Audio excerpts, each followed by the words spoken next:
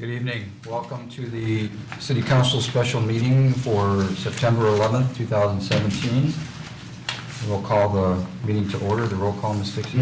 Mayor Slater? Here. Councilmember Abraham? Here. Councilmember Baker? Here. Councilmember Henderson? Here. Mayor Pro Tem Hoderick? Here. Councilmember McCown? Here. Councilmember Pennington? I did receive correspondence from Councilman Pennington that he would not be able to make this study session due to business obligations. We can deal with that absenteeism at regular business meeting. We have one discussion item this evening, the Big Beaver Trolley, C1. So I'm going to turn this meeting over to City Manager Kishnick. Good evening, Brian. Thank you, Mayor and City Council. Back in December, as you recall, the city launched the Big Beaver shuttle efforts from Coolidge down to John R., which is stopped in the middle at the Columbia Center, a transfer point. And at the time of launch and when we made the decision to go forward with this service, we said we would come back and evaluate the statistics and the cost and what service it's providing to the citizens and the businesses. And so we have that presentation tonight. So with us is Emily Frontera from the DPW and Molly Knappenberger, who's also from the DPW. And they're going to give you the presentation first, and then we can take questions. So with that. Thank you. Good evening, Mayor, Council. Good evening. I'm going to apologize. My voice gets pretty low when I get nervous, just a little bit nervous. So feel free to tell me to speak up. Tonight's presentation will cover the Big Beaver Shuttle, its history, our marketing efforts, feedback, ridership statistics, the budget and expenditures, measuring success, and moving forward our next steps. The service began December 19th, 2016 as part of the Move Across Troy initiative, which was to enhance pedestrian mobility along the Big Beaver corridor. It was also to connect people with the restaurants, hotels, and shopping along the Big Beaver. In partnership with SMART, they provided us with 4 vehicles at a zero-cost lease. They also assisted us in developing the routes and stops. 2 routes were developed, the Red Line, which runs west from Livernois to Coolidge and has 17 stops. It utilizes 3 buses, 2 shuttles, and the trolley. The Blue Line runs eastbound on Big Beaver from Livernois to John R., has 10 stops, utilizes 1 shuttle, and that's it. The service is free, runs Monday through Friday, 10 a.m. to 2 p.m., and then again 4 p.m. to 8 p.m. In addition, we developed a web page which has the shuttle tracker, as shown here on our slide. The shuttle tracker is live and displays the trolley and buses as they are along the route. It also contains a comment form and the route maps. Initially, we were focusing our marketing efforts on businesses and employees. As the service progressed, we noticed that there was a need for the hotels and their guests to provide transportation to and from the hotel to shopping and restaurants along the corridor. And now we are also finding a large commuter base of regular riders who are utilizing the shuttle service to either move from the SMART route to their end destination or SMART route to the next SMART route. We also are finding that a lot of the residents are starting to utilize this to go to do shopping, and if they cannot Uber or save money instead of Uber.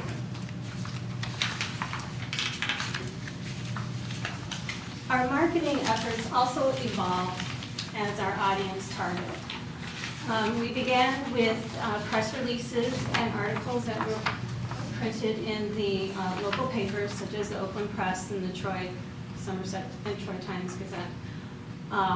We also developed brochures and posters that included information regarding the route and times, which is included in your packet there. Once the posters and brochures were developed, we then hit the pavement, and we distributed posters to the hotels, hoping that they would post it in their hotels. We also distributed the brochures to the offices and businesses along Big Beaver, hotels and restaurants. All of the city buildings also have the brochures, and they're available for residents or anyone to pick up, and also the Somerset Mall. Brochures were also included in all of the new resident packets, and with the Troy traffic jam, we included them in the goodie bags. Information regarding the Big Beaver Shuttle was also posted on social media, such as the city's Facebook and Twitter.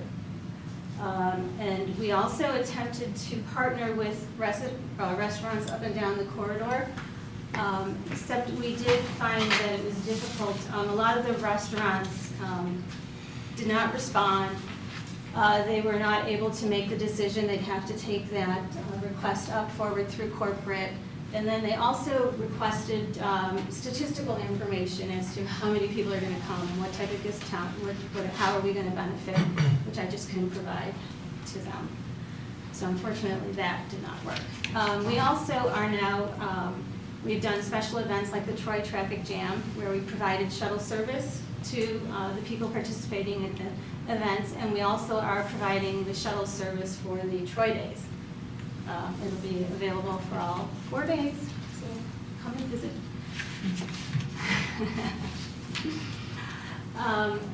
We performed an undercover guest inquiry where we called upon our hotels to see whether some of our marketing efforts actually work. We found that all but one hotel mentioned the Big Beaver Shuttle. 3 of the hotels provided very accurate and were very prompt in their responses. They knew all about it. We had a couple hotels who were not so familiar, had to research it, and also advised our guest to just come down to the front desk and we'll assist you in finding some more information. Feedback has been pretty positive overall. We've gotten a lot of great comments, as you can see here on our slide.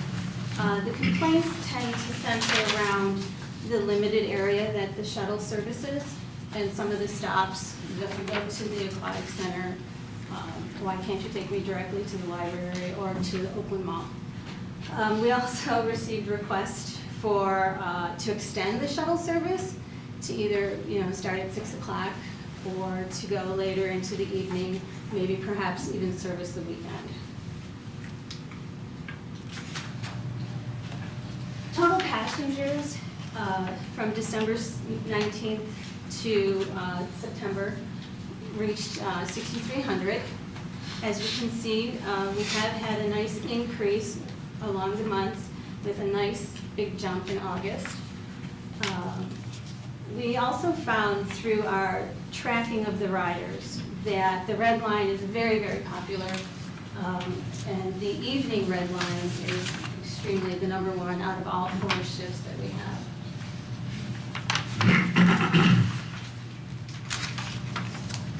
Our expenditures and our total fiscal year budget currently is $170,000. That strictly covers driver costs. We have 8 part-time drivers with 1 substitute driver. We have a budgeted amount for the vehicle maintenance, which is done here at the city through the fleet maintenance department, and we have a small marketing budget. Total projected expenses for the program, which ran from December to September 6th, was $145,000, and our cost per passenger equates out to $23 per person.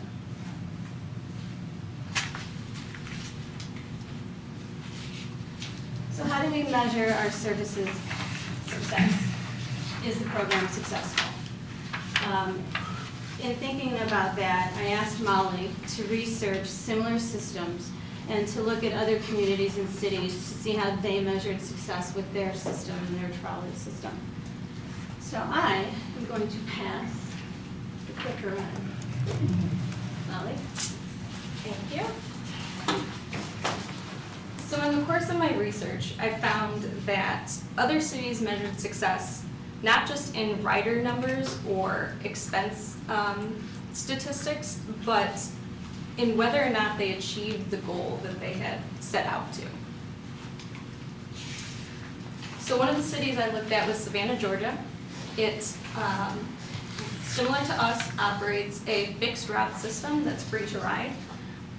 It does operate all week, and it loops around their historic district in the city. Now, their goal was twofold. One was to alleviate a parking issue that they had, and two was to move a large volume of tourists around a very compact area, which their system successfully achieved. Another system I looked at was Morro Bay, California. They have a similarly sized system to us. However, they do have a flexible route system, and they do charge a fare. Their goal was to move from a dial-a-ride service to a flexible route service that was more cost-efficient for them, and still maintain their ridership numbers, which they did. A more local comparison is the K-Line service in Grove Point. They do offer a seasonal service that, like us, is a fixed route and it's free to ride. It is a local nonprofit initiative that is operated and run by the nonprofit. Their goal was to give an economic boost to the restaurants along the route, and the city supported the initiative to, again, like Savannah, alleviate a parking issue that they had. And with that, I will turn it back over to Emily.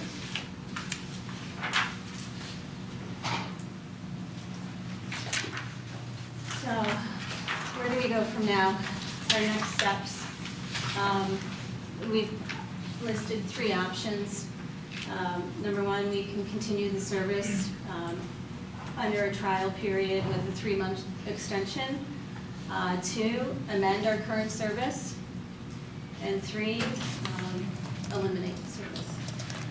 And under number 1, it's really continue the service, period, or continue the service with another trial period, and then amend and eliminate. So number 1 is really has 2 ways to go about it. You can do another trial period, or you could just continue the service and go through the normal budget process.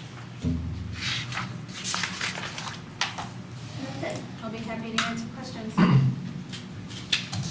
Thank you.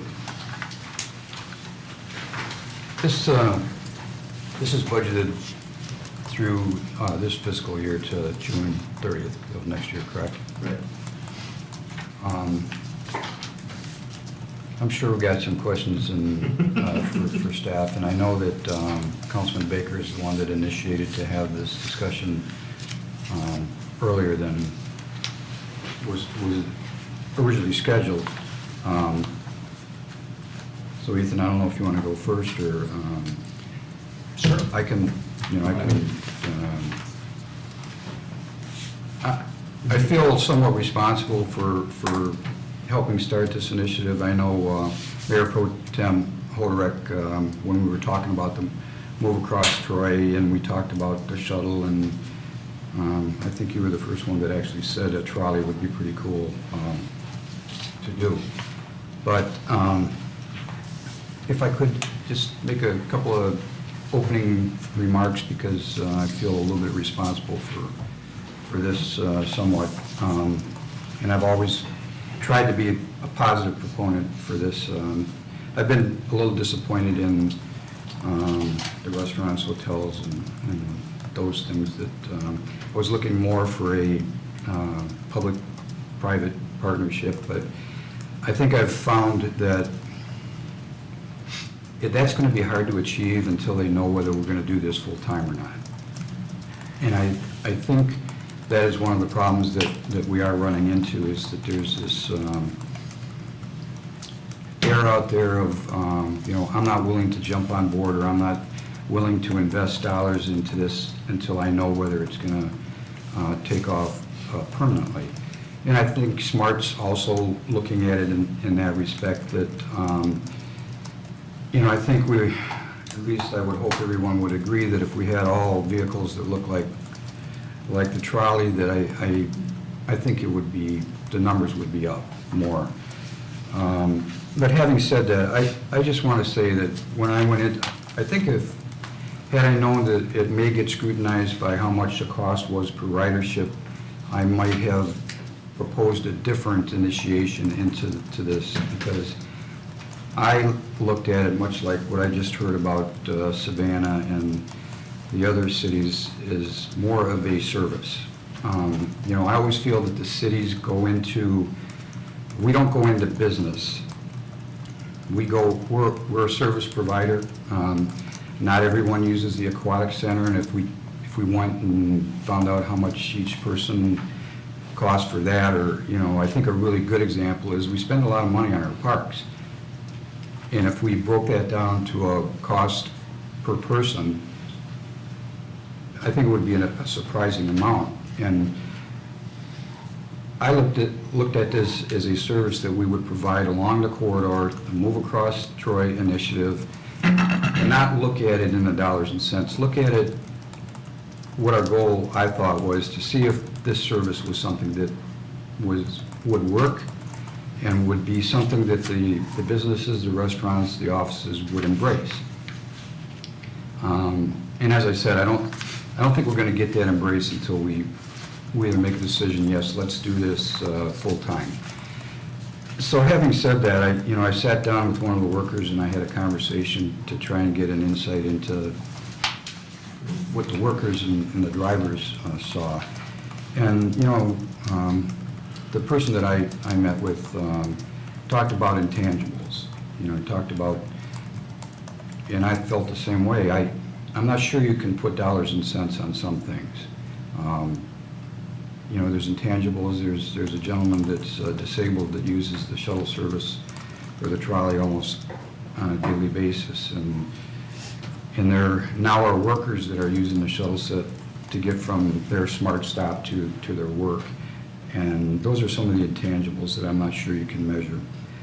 But I just wanted to say that I never really went into this looking at it as a dollars and cents and whether it was going to be $30 a ride or if it was going to be $60 a ride, because I thought if we decided to do this and it looked like a good idea that we could always reduce that cost by becoming more of a public-private partner with the businesses along the corridor. So I just wanted to kind of start with that, and I'm really not, to be honest with you, interested in another three-month trial period. I think we should make a decision whether we think this is good for our business community or the corridor, and I don't think we're ever going to find out whether it's good for the corridor or the business or whatever unless we make a decision to do it. And I think if we eliminate it, we'll never get it back. And I think 888 West Big Beaver, once that's developed, I can't see why this wouldn't be a good service for that area. And we're hearing talks about the Kmart area also being developed, and I won't even mention the town center here. But that's just my thoughts of why I kind of went into this, and I see the ridership going up, and it in my opinion, it seems to be a good thing for the business community. In my opinion, I didn't go into this so that it would be something that a family of 5 with 2 or 3 kids would use on a everyday basis down here. It was more of a service that I was looking at to provide to the business community, and enhance if the residents wanted to use it too. I've used it a few times too. So, but I do think it needs to be tweaked. That's just my 2 cents. I think it needs to be tweaked. And Ethan, I'm sorry I didn't want to take up too much time, but I just want to get my thoughts out there. No, that's good, and I appreciate that, Mayor. I have shared a lot of your sentiment, and I was very supportive in the beginning of this with the idea. I do have a couple of questions and some also thoughts. If I can start with just the little questions, then maybe they won't have an answer. Do we have any idea of the 6,300 rides, how many of those are unique passengers? Or are we not measuring that? Are we just doing an actual number? If there's 3 people on, it could be the same 3 people every time. Do you understand what I'm saying? Yeah, I don't think that's being measured that way, no, from what I've heard. not to that degree. Because I know, like the mayor had stated, the one handicapped individual, as you know, he takes the blue line. I am familiar with that specific person, but other than that, everyone that gets on, it's a click and Right. so. I was just curious if, a bunch of guys at the office are all, they use it a couple times a week, or if they've used it once and then it's new people next time. I don't know how, that would be a harder thing to track, obviously, and I'm not sure that that's feasible. I did talk to the driver about that. The They one might- driver. drivers might know The them. drivers would probably know, and he did give me a sense that they have regulars. Yeah, I would think so. Yeah. Now, what percentage of that 6,300, I'm not sure, but, he did say that there were regulars, and sometimes regulars once a week or twice a week or something like that, which I thought that was encouraging too, that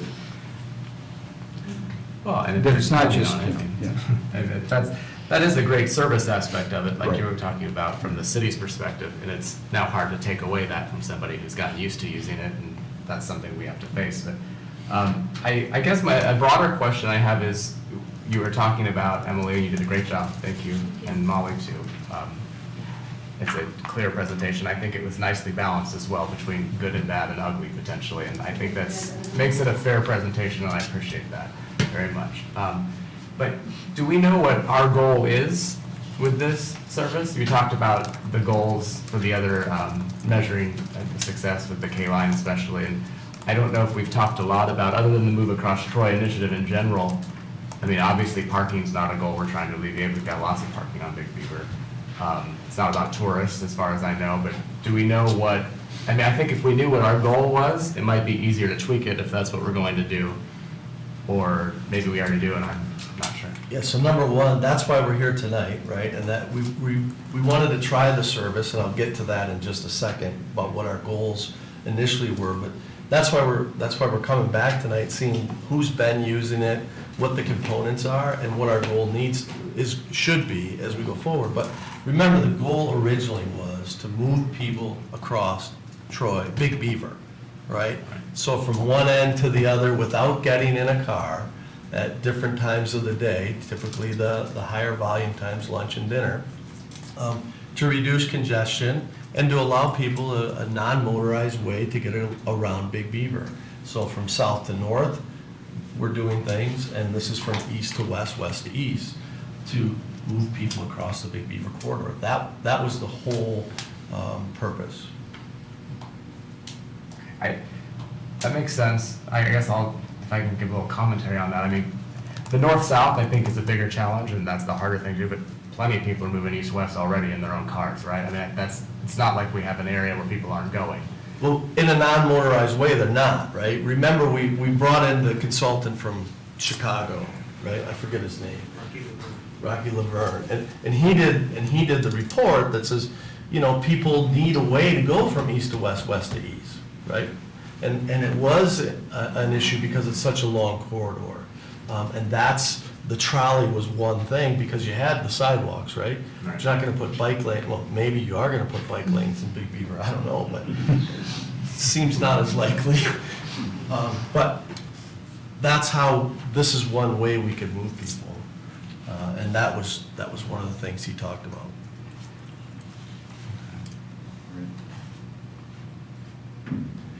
One more thing for now. You've talked a lot about a public-private partnership, and I think I respectfully kind of disagree with their interpretation of that a little bit, or maybe I have a misunderstanding. My understanding when we started this was that the idea was to try to make it more of a public-private partnership from the beginning, and to me, a partnership with the business community and the hotels would mean that they would jump on board in the infancy stages to help us make it a partnership and to make it successful. And I hear what you're saying, they want to see if we're going to do it, and then they can jump on, but that's not really a partnership to me. That's more of a jump on board after we, you know what I mean? As I wish it could be a little different. I do too. It's like the advertisements on the K-line trolley, that was kind of how I envisioned what we would, when Smart met with us, they talked about you can wrap these vehicles, you can do all kinds of things, and I don't know if we haven't But if it's what you're saying, Mayor, people are just not, the business community is waiting to see if we're going to stick it out. Yeah, I think I said it before that I am somewhat disappointed that the restaurants and business community aren't using it to what I think is the full benefit for them. And it just seems like everyone's waiting for, okay, we're going to do this full time and we're going to have all trolleys, and I think they want us to tweak this. I mean, I don't want to get into micromanaging, I don't want to see city council become micromanagers of a service, but, the feedback that I hear from restaurants, and I don't know if anybody else does, that, it would be nice to have it on a Friday night or a Saturday night. And I hear from the hotels that most of the people that they think will use the service from the hotels is early in the morning, before even 8 o'clock, more like, maybe available between 6 and 8 or 10, when the business community gets up and starts going to wherever they're going along the Big Beaver corridor. So, those are the two things that I've heard, that I think if this is going to continue, that we need to really take a serious look at. And then I think right now they don't think we're being a partner with them either. Right. That's my point to it. I mean, if it's a public-private partnership, we haven't even committed to going all into it yet, so why should they? It's a chicken and egg problem. So I understand where they're coming from. Why would I risk spending dollars to invest in this when I don't even know if they're going to continue this past 3 months from now? So I understand where they're coming from. I don't really see a problem with it. I mean, essentially, we have to, in my mind, we're the first movers of this. It's a service that we're providing, and it's our idea. And it would be great if they would join it, but in essence, in a way, you kind of have to build it and see if they will come. I mean, we would hope they would, but it sounds risky, but why would they risk that themselves? One more thing that my understanding when we started this was it wasn't so much our idea, it was the hotels who were saying, you know what you need. And so to me, I agree with you that, I think we've hired people, we are doing all of the legwork right now. So what more, other than saying let's commit for 10 years, what else could we do? There's uncertainty now, certainly. Certainly. But I think it was, my understanding early on was a little different of how it was going to go, because I thought the business community and the hospitality committee was pushing for this. And this didn't come from council or city management necessarily. I think as far as I understand, so. Mayor Pro Tem Holder? The hospitality committee, I think, in the meetings, I've attended 2 meetings, they do like this idea. They would like to get on board. It's not meeting their needs currently, because we aren't offering it in the hours that they need. We're sticking our big toe into this pool, and it's almost like we need to jump in or decide we're going to go home, take our towel and go home. Because I think this in-between feeling, to Councilman McCowan's point, as a business person, you're a franchise owner, you're going up to corporate to ask for involvement in what? Something that runs Monday through Friday at limited hours, and they might cancel it in 3 months. You can't make the business case as a franchise manager for that. So it is a chicken and the egg. And we said early on, we really liked the ideas of trolleys. I think if we're going to create a Big Beaver, Special Troy kind of feel, that look is what we were talking about. And there's an energy that comes with that kind of helps this thing take off. And again, it's a chicken and egg, because SMART is saying, well, if you get the ridership and you jump on board, we'll try to find you more trolleys. And we kind of need that. It's that soft side of this effort that it's there but not enough. So we don't have enough hours. We don't have enough look and feel and warm and fuzzy and, ooh, that's awesome, I want to go jump on that. And I think we have Troy residents who would take advantage on the weekend if it was running. Take a bike ride up to Starbucks in the morning with their kids, and then maybe take take it down to another restaurant or whatever, and it's not there. So I don't know what the answers are in terms of tweaking. The other thing we haven't brought up was that connection ultimately to the transit center. We've never had that opportunity to grow that. Is that a need yet? I've had friends that said, boy, when we got there, if we could have hopped on something, you know, we're staying right on Big Beaver, we would have done it. They had to call for a cab, or they had to, so personally, I'm not ready to walk away from it yet. I don't think we've given it enough time. We've only given it one warm season. Not even, it's not over yet. We missed Christmas last year. We Yeah. really didn't kind of we hit the ground running maybe a little bit before Christmas, but not to really capitalize on that. But I mean, you see some places where it's only running during warm weather, and we've only had one season, so this is a sticky spot that I feel like we would have wasted our effort and our money if we were to completely back out right now, like, you know, we didn't give it a chance at that point. I'm giving a gut level response. Yeah, I feel the same way. You know, you can look at this about every service that we provide to our residents. How do you know how many people are going to use trails and pathways until you build the trail and pathways? Okay, and you spend $1 million on trails and pathways, I mean, you're pretty sure they're going to use it, you know? We built an aquatic center. We were pretty sure people would use it, but we weren't positive how many. We could spend millions of dollars on an aquatic center. Community center. The community center, the tennis bubble, parks, baseball fields, football fields. You know, you could make a never-ending list. I just view this as a service, and if we really want to provide this, I think we got to commit.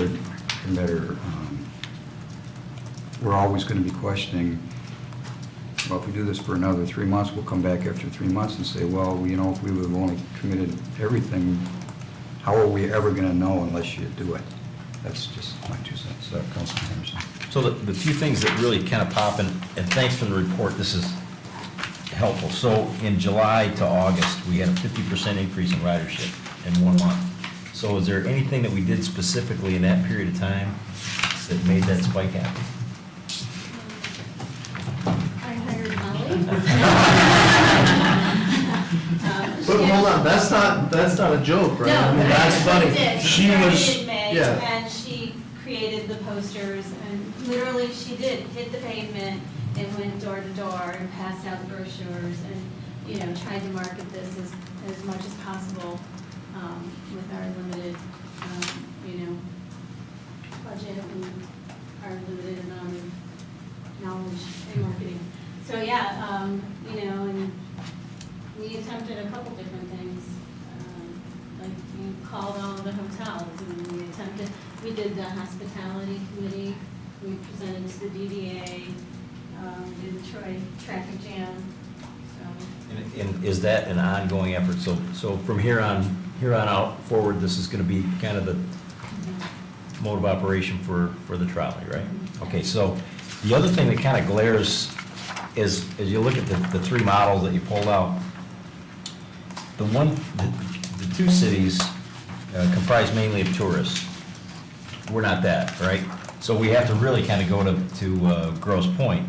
And if you look at that, you know, they do almost, so we did 6,300 riders, they did 18,000. We were brand new, they've been around for how many years? 5, 10 years probably? Since 2014. 2014, okay, so, it's 3 years. It seems like it was longer. But in 3 years, they're triple our ridership, so it's, you know, I think it's reasonable to believe that we could probably do that. We have way more people on Big Beaver than they have in Grosse Pointe, running up and down, whatever drive that is, right? And their 18,000 ridership is only on Friday and Saturdays. May to October. Yeah, right. So, I mean, I think the untapped potential of ridership is unbelievable on Big Beaver. So it begs the question, though, and I know the answer to this because I'm a firm believer in this, we're missing the Friday and Saturday traffic. If you want the people in Troy to embrace this, you got to make it fun for them.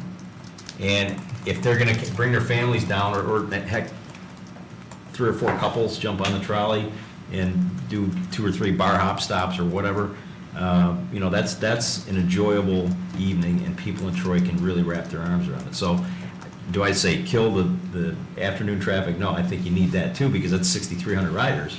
But can we get 18,000 more riders by having Friday and Saturday business hours? So I think that's an area that we really have to consider if we want the people in Troy to embrace this. Yeah, I mean, just from a traffic perspective, I mean, it's almost like 5 o'clock on a Monday on Big Beaver on Friday and Saturday nights at like 7 or 8 o'clock. Like I drive and it's like, what is going on? Right. I mean, it's busy. Yeah. So that's the one point. The other point, the price per rider, we're at $23 a rider now. You know, I mean, you know, the fixed costs are the fixed costs, other than if we expand hours and have to add hours. Okay, I get that the cost will go up. But the fixed costs are already there. So to get them from, let's say, $23 a rider to half of that, $12, $13 a rider, we just need to double the ridership, right? So now it makes it a lot more economical, but the fixed costs are the same. So really, ridership is the key, and we have to figure out how to get more ridership.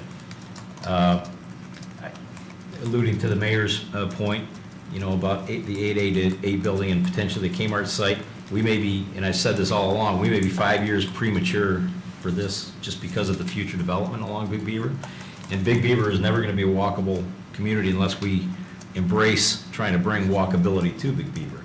And when you bring walkability to Big Beaver, also comes the desire to, I don't want to necessarily walk 2 miles to get to a restaurant.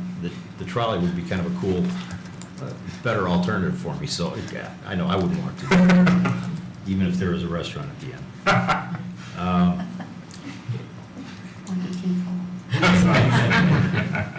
And then marketing hard, you know, it seems like we're starting to market harder than we were marketing hard. And marketing hard is the key.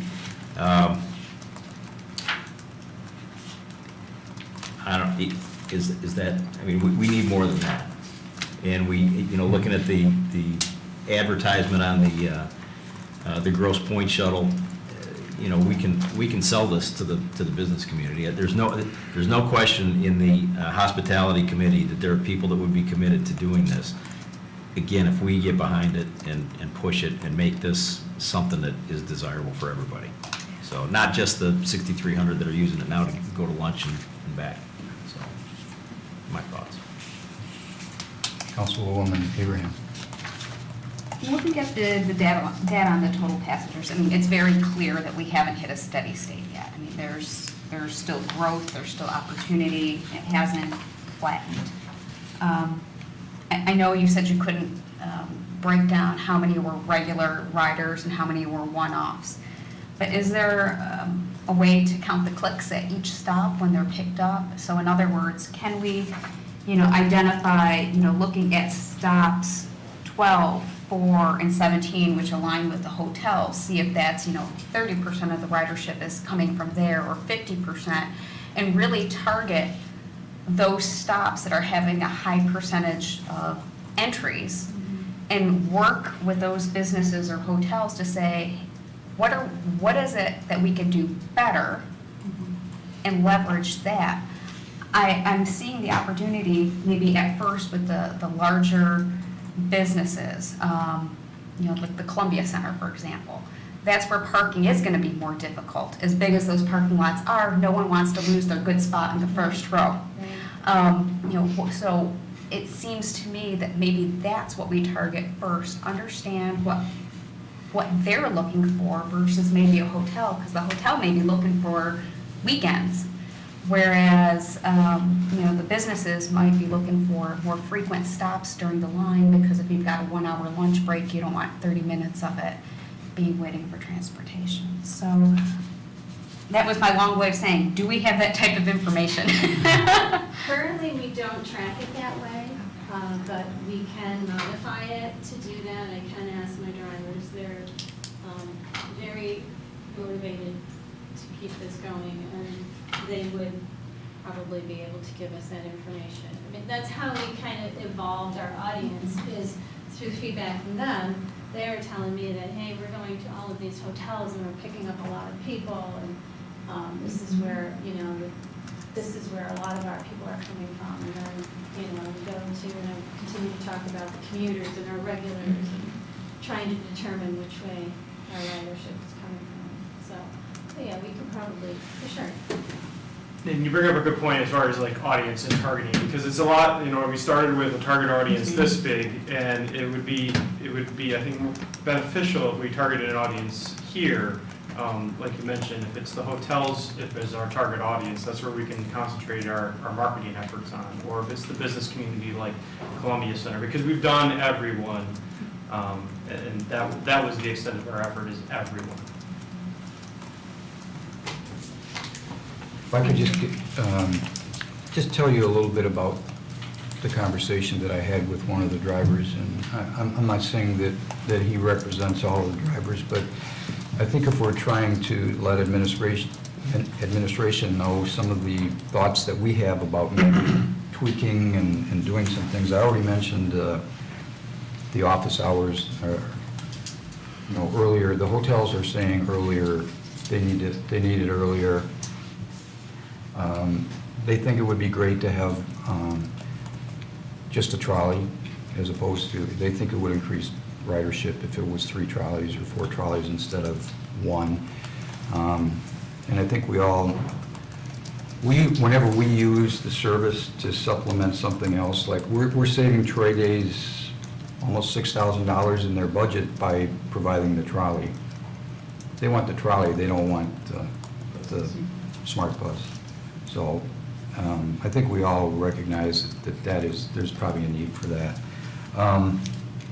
I was told that the apartments maybe should be targeted a little bit, especially charter.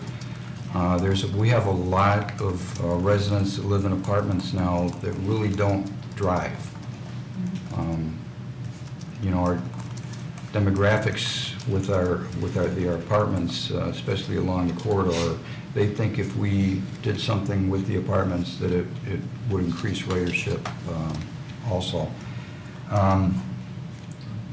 They're a little bit surprised that some people are surprised that it's free, and we should use that signage more, that it's free. That should be a bigger sell to some people. They think smaller loops may be beneficial because somebody might only have a half hour, 45 minutes to do lunch, and they may use the service one time and find out that they can't get there and back. And they feel that smaller loops, especially on the west end, would be much better. And although there doesn't seem to be the ridership down on the blue line, the impression I got, that's still an important line to the people that use that, and it probably might pick up as there's a development possibly down at John R. and Big Beaver and in that. But I thought the driver had some really good ideas, and I don't know who better to talk to than somebody that's doing this and getting their feedback. But I think tonight we have to kind of tell administration here is there consensus from the table, first of all, to continue? I think I've heard pretty much consensus to Councilman McCown. I do have one follow-up question to a point you brought up. So with regard specifically to the trolleys versus the buses, I seem to recall, so there's I think a 1-year lead time on building the trolleys, and presumably, I guess this is the question, if we do move forward with this, those will be provided by SMART, is that correct?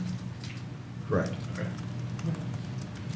It's free. They said it would be free, just like now, but they weren't going to invest in purchasing new trolleys until they knew that Troy was going to do this. Follow-up to that, is there a difference in ridership between a trolley and a bus style, generally, or no?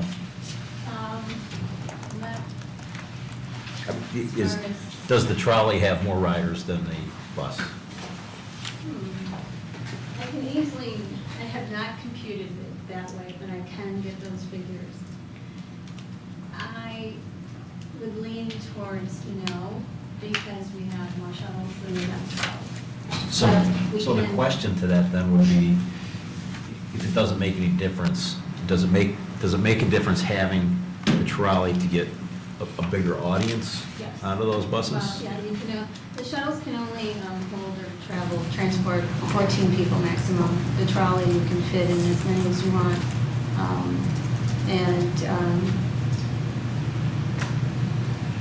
That's pretty much. So, okay, let me refine that question if you don't mind. So if we didn't have the trolley, it was just 4 buses, right? Mhm. Would we have 6,300 riders, do you think, right now? Probably. I know that for bigger events, so we picked up a hockey team and parents, that was 50 people. The trolley was able to transport, half of those people at a time or 30 people at a time. So they all got on together and it was a big event for them. The shuttles, no, of course not. You can transport more with the trolley than you can with the shuttle, and you would need more shuttle to pick up greater quantities, I guess.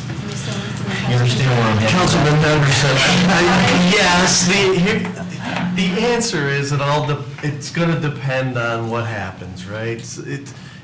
I think you can make the argument, if you get rid of the bus-style buses and have all trolleys, number one, you have a bigger presence of something across the corridor that's trolley-driven. And they right? do carry more people. Well, they do carry more people. Well, I think we're going to perception and who's going to get on the trolley is what your question is. Right. And I just think if you have the trolley system, and it's an entire trolley system, it would be higher, utilized more. Perceptibly, we would be, is that a word, Ethan DeBay? No. Okay. But you said. The perception might be, if we had, yeah, right. So if we had 4 trolleys, then we may have had more ridership at this point, you think? You would, I mean, it's a marketing effort in and of itself, You would right? have more buzz. Yeah. It's the branding. buzz, it's a It's a branding, branding. it's a trolley, and it's that intangible. You know what, no one can answer your question specifically, but I think we all intuitively know. If we're calling it a Troy trolley, there's a reason that the K-line is a trolley. They don't have that and a couple buses making that work, right? There's a look and a feel to it that, there's a character that we want to create, I think. My one question is still the app. An app that you can do on your phone is, again, chicken and the egg. They said, well, if we got ridership, they do an app. Well, young people use apps. I fully support that. And when you go to other metropolitan areas, I mean, you go around with a 20-something in DC, they're Uber, they're checking the Uber, the trolley, and making their decision. We gotta have that. So I don't know, can we push for that? Like, we wanna commit, but we need some help really helping this get off the ground. Can we ask SMART? Can we? I think it should be a condition of moving forward on this, because there's no question about, if you want younger people to use this, they're not gonna just sit at their computer and say, oh, there's the bus, I'm gonna run downstairs. Pull up the website on the phone. I told somebody, I had a friend come into town last week, and I said, go to the city's website if you want to see where it is. But it would be so much easier just to say, download this app, and you'll know where it is. And every time I'm in the elevator, I hit the app, and I, okay, I know it's there. Well, and I think it'll be more critical if we do connect to the transit center. Yeah. So you're coming off the train from Yeah, Chicago. how can I get to Big Beaver, right? How can I get home? It's like we're committing to be the egg, but we need some help. Yeah. We need the nest for the egg to sit in. So we would go out and look and do an app, right? That would be the first thing, and then the second would be the times and days, and then the third would be the routes. SMART had said they would do an app, I thought, They didn't they? did. I thought it did. They did. Chicken came first. So, I also thought they were gonna have some electronic means of figuring out how many, tracking ridership too, but I don't think I've seen that yet. I think I asked that 4 You times did. that night. You did. Right. Sure. I think I'm a little bit on an island here with some Yes. of my thoughts. I mean, I think consensus can happen to move forward, and I can count votes too, Mayor. And I'm not against the trolley, and I'm not against the success of it, and anything that makes our city better and provides a service for our residents, I think is fantastic. I do think that I guess I'll have some more questions then. Are we, with staff, I mean, none of us are public transportation experts, and so you're coming to us for our ideas. I mean, that doesn't seem great. Do we have the capability and the means to actually make a solid go of it if we're moving forward? Or are we gonna come back, or in the spring, I'm gonna be like, hey, city manager, I think we need to talk about the throttle, that's the mix of the throttle and the shuttle. It's very attractive. And I think what Molly's done and what Emily are doing, they're working hard, and they've got other responsibilities too. And is it, you know, I asked this, I think, last year sometime, the city lacks a PR department, I think, or the ability to get really effective public relations done, because city staff's been cut way back in different departments over the past few years for obvious reasons. And, you know, I'd hate to say, okay, let's move forward, but you've got We some. have the resources. Yeah, the resources there, and then, of course, the resources usually equal money, and so then it has to be approved, and I don't know if you're prepared to discuss where we would go moving forward. with We're that not kind of stuff. prepared, we're, you know, we would look at all that as we go forward, knowing that you want to go forward now. We have dedicated an employee to do it, and with the next assistant to help out and complement. But the reality is, we're going to go back to, assuming we go forward, we're going to go back to SMART. And we're going to say, and they have an ombudsman, they have, you know, the PR. And quite frankly, what I've noticed with SMART, their buses are pretty phenomenal right now. And if you see them driving down, they are not like they used to be. They have taken the next step. So that's where we would go as a next step for resources. And then analyze from there. And that's the best answer I can give you right now. I think that's a fair answer. I think I would like, I'm sorry. No, I think we need to wrap this up. You I know, want that conversation to occur with SMART, and that's. Of course, I Yeah. think we're not going to move forward unless we get the commitment that we originally got from SMART, right? I mean, their commitment was, you know, when and if we make a decision to go forward, that they will do this. And now if we decide to do that, they need to, we have a contract, I believe, right? It would also include shelters. Yes, If it we did. were moving forward. Yes, I did We're spend a chance to approaching a go. colder time of year again. Yes, they did say that they were going to be, Was it contingent on Yeah, what a was the- specified period of time? We or, have to commit to X amount of time, or? no, actually, the contract, the agreement says that we have 60 days, we have to provide them at least 60 days' notice if we're going to terminate. So that's basically what is in the agreement right now. So the shelters weren't contingent on continuing, not continuing, they were just gonna do it, but was there any time, date certain that they were gonna do that? Sorry, I didn't have, pulled it just before coming. I was going to say, now that you've heard the discussion, can you give us a report on all of the discussion, the feasibility of changing to weekends, some of the input that we've gotten from the drivers, changing hours, what's in the contract, what SMART is intending, rather than try to Do it here. do it here? And Mayor, that's what I was going to say, you know, I want to go back to SMART now and Robert Kramer and say, okay, we're moving forward. Let's solidify everything we need to do to make this successful. And just a correction, not changing to weekends, adding weekends in the mix, right? Correct. Yeah. Tweaking, And the cost. doing, And that's what the report will show. taking a look at some of the tweaking that we talked about here. I have no.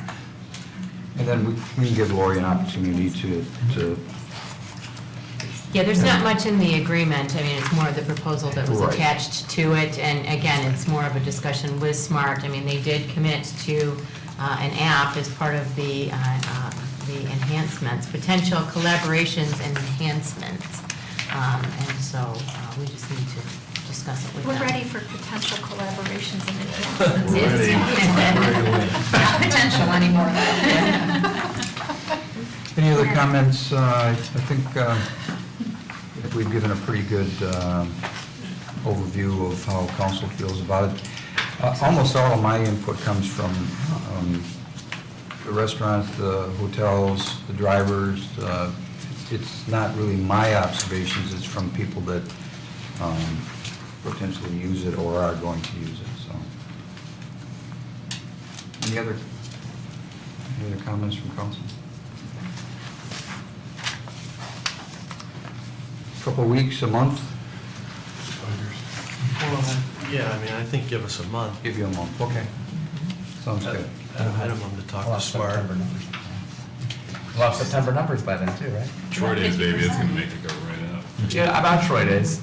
I'm sorry, thank you, Councilman. I know you're trying to wrap it up, Mayor, but the trolley service is doing that. That's an extra cost that we're subsidizing then for Troy Days? Because you said they're saving $6,000, so are we paying an extra $6,000? Because that would be outside of the normal usage times, right? That was- That was just their quote, what they paid last year to another service. I don't know what the new fee would be in addition to, what Troy is doing. That's what they've paid in the past. Okay. But will we be able to know? So how what much it's gonna what cost she's us? saying is it's not necessarily comparable what our cost would be, but we'll show that in the report. So are they paying us for the service? Okay. That was part of the agreement, I thought. I think we need to remember that we're partners with Troy Days, okay? I just want to make sure, we spent a lot of time talking about those numbers and what we're nickel and diming on other issues. You know, that's a big number to throw out when we had a heart attack last year about $7,500 or the $10,000 for the usage. Those numbers matter. We can't not talk about them on one aspect, but talk about them on other things. That's just my opinion. So No, I brought it up. and I would agree with that. We've used the trolley for other things other than Troy Days too, so. And I'm assuming it's come within the budget we've already approved, and it's not going above and beyond. And this won't either, I'm sure. I'm sure. But I was just curious, Yeah. because we see a report from them. But to be fair, Finances. Councilman Baker, I mean, this is our first year doing it, so I'm not gonna commit to this budget and say there won't be another dime spent, we won't have a budget amendment, or we'll come under.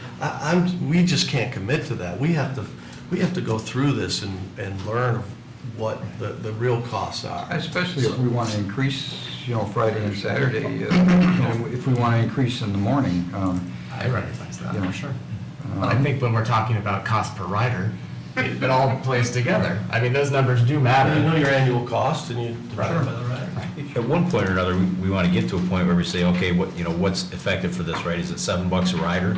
Is that the target that we want to try to hit? Because again, we're not collecting a fare, right? So Right.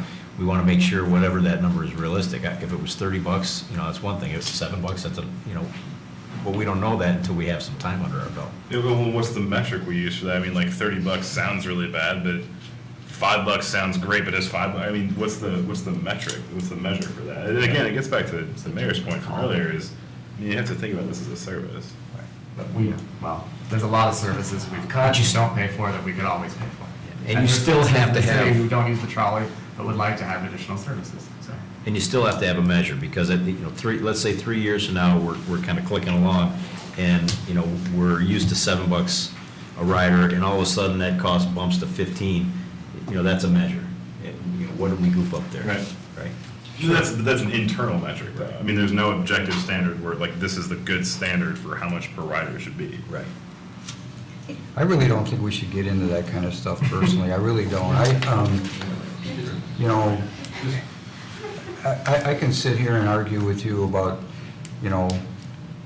I pay school tax. Most of my tax money goes to schools. 2/3 of my tax money goes to schools. I haven't had a child in the school system for a while. This is about building a community. Some people use certain services, and this goes back to my days with the library and stuff. I mean, not everybody uses the library. And if you want to break it down to how many Troy residents use the library, I mean, my kids are grown and they don't use the library anymore. I really don't feel comfortable arguing dollars and cents with service personally, because it's different for everyone. It's about the community. It's about building a community.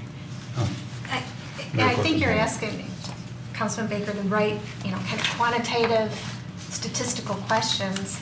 And what we're trying to achieve, I think, as a group,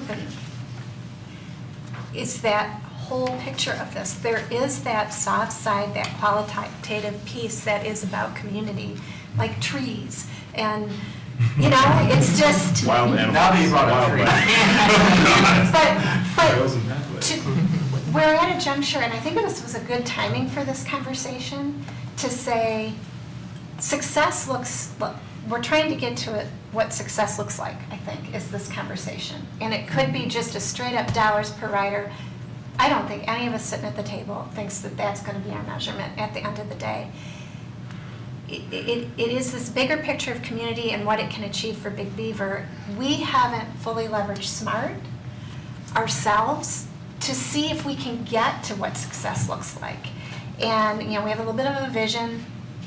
It's not the right time to cut this off. We would have wasted money if we did.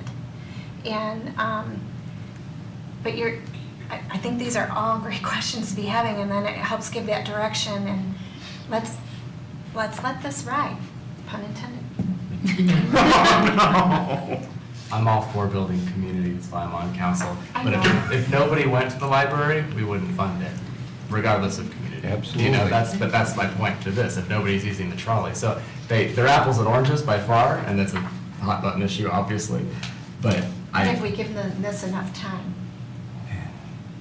well, that's the question I think was answered tonight by at least 5 of you. So, I mean, and I get that, that's why I'm here, but I'm But still your gonna point ask is the questions. you think that it's been given enough time? No, but I think, well, I think that's what we came to, is we need to give this a little more time before we can make a sure, decision. but at what cost? And we just agreed to open and continue it, I think. And I'm not sure that if it's 5 years, okay, but I mean, it'll be a whole different council by then. And, it seems hard to me that, or strange to me that I think if we can refine our goals of what we're trying to do, then it'll make more sense. It'll be easier for me to explain to people, because I'm not speaking with the hotels and the restaurant people. I'm speaking to people who are saying, I'm never gonna ride that trolley. I think that's ridiculous. And so that's what I hear a lot of from most of the people that I talk to about this specific issue, and that's where I come to from this, yes. But if it's a community asset that makes sense and it's going to continue to grow and turn into something, and those same people who came to me and said you're spending $23, or they were saying 40 or 50 per rider, you're wasting money, but if they come back and say, you know what, I like the changes you guys made and I went on it and it's a great thing, thank you, I'll take all the credit in the world. but no, I mean, I'm happy to say, you know what, I'm glad that I was wrong. I get it. But I get it. I get it. Yeah, quality of life is important, it's our theme this year, but, I mean, you're a numbers guy, Paul. Numbers do matter, so let's keep an eye on those two. A consensus to move forward right now is not a permanent, this doesn't mean that a year and a half or 2 years from now, if ridership drops to 1,500, that we don't pull the plug. Right. Well, just remember, it will always go through the budget process. It's part of the budget, so it'll be an annual look. And again, numbers do matter, but what number, Councilman Baker? I mean, again, I brought up what's the measure? What's the measure? Let's talk about it later. But and to the drivers, they're saints, because I think some of those days have to be the most boring job in the world if there's not a lot of people on there, right? I mean that in all honesty. They're out there trying to do a good thing for our community.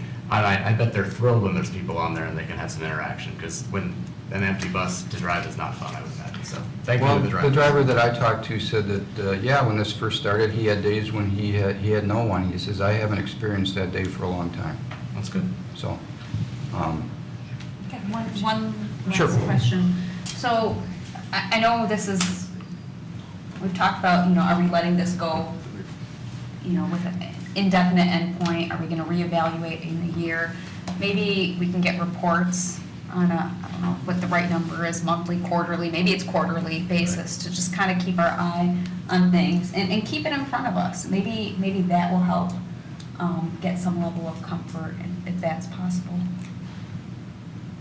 I think you are doing quarterly reports already on yeah, I was going to ridership, say, so- that's okay. It's always good to reinforce that. Yeah. Okay, next is public comment. Anyone in the audience wish to speak this evening?